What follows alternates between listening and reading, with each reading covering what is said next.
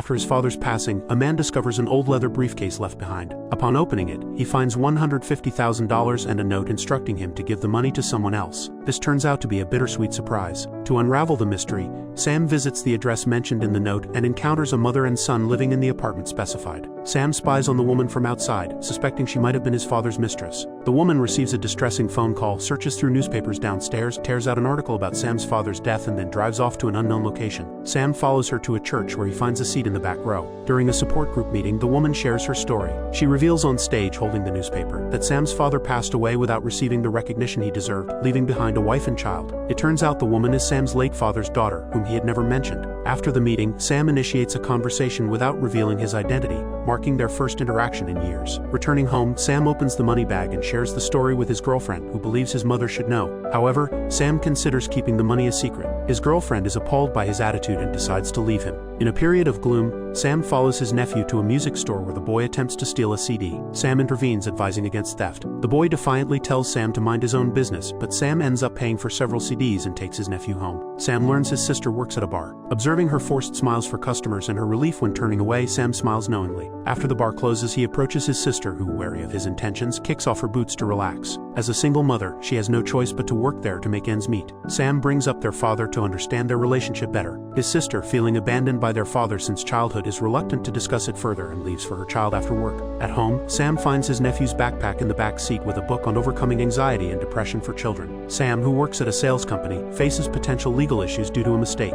Following his father's death, Sam plans to leave his hometown with the briefcase, which could fund a carefree lifestyle for a while. However, seeing his nephew's backpack, he has a change of heart. His nephew's experiment with a metal strip in the swimming pool leads to an explosion and his expulsion from school. For a single mother, her son's expulsion from school is a devastating blow. She pleads with the principal for leniency, but to no avail. Determined, she decides to sue the school for negligence in supervising the children, which leads to her son's reinstatement. According to regulations, she must take her son to a psychologist, but her job causes her to be consistently late. She lies to the psychologist, but her son exposes the truth, resulting in her being dismissed by the therapist. This leaves her feeling utterly helpless, to the point where she carelessly throws a cigarette butt into her bag and scrambles to empty its contents. When she looks up, she sees the same man from before, unaware that he is her brother. Sam is actually there to say goodbye. His sister shares her recent misfortunes, and Sam becomes increasingly impressed by her resilience. She opens up to Sam, revealing the hardships she's faced from childhood, her rebellious youth, and the uncertainty about her child's father. Sam grows curious about his sister's life and asks why she doesn't find another job. She explains the lack of opportunities without a diploma, blaming their father for her circumstances. She had always sought their father's attention, but he coldly abandoned them for another family. When Sam inquires about the other family, she expresses her resentment towards them for taking her father away. Sam decides not to return to New York, choosing instead to stay and make up for his sister's years of misfortune. He takes her and her son on a trip, enjoying a carefree day at the beach and eating crabs. During this time, his sister begins to develop a fondness for Sam. That night, Sam calls his girlfriend to share his recent experiences. He finds himself in a difficult position, realizing he has never valued his father as his sister did. He feels distant from both his father and his sister, and has been avoiding his family. Now he faces the dilemma of avoiding his sister as well. Sam takes the $150,000 left by their father to a law firm and fills his sister's fridge, trying to help in any way he can. His sister, however, is reluctant to accept the money. Sam suggests she could use it to buy a new house or return to college. His sister starts to doubt Sam's intentions, questioning why a stranger would be so kind to a single mother without any apparent reason. Sam stumbles over his words, unable to reveal their relationship, and the conversation becomes awkward, leading to misunderstandings. Returning home, Sam finds his mother sitting on the floor. Searching through medical records, he discovers she was diagnosed with arteriosclerosis long ago but never mentioned it to anyone and refused surgery. Sam blames their father, but his mother defends him.